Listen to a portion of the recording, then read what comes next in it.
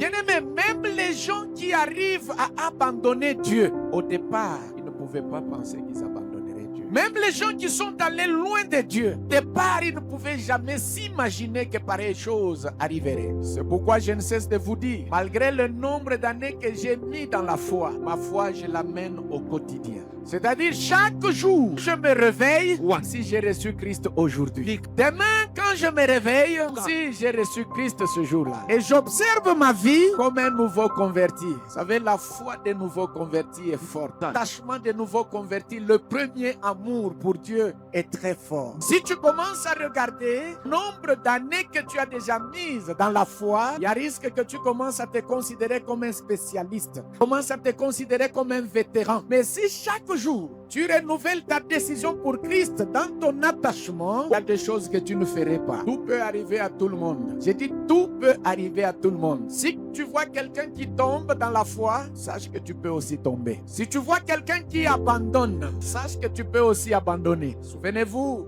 Jésus qui dit à Simon, Simon, Satan t'a réclamé pour te cribler comme le froment. J'ai intercédé pour toi pour que pareille chose ne t'arrive, pour que tu ne puisses pas tomber. Mais quand tu seras affermi, quand tu me reviendras, affermis tes frères. Simon a même juré. Il dit, quoi, Seigneur? Autre chose me passe.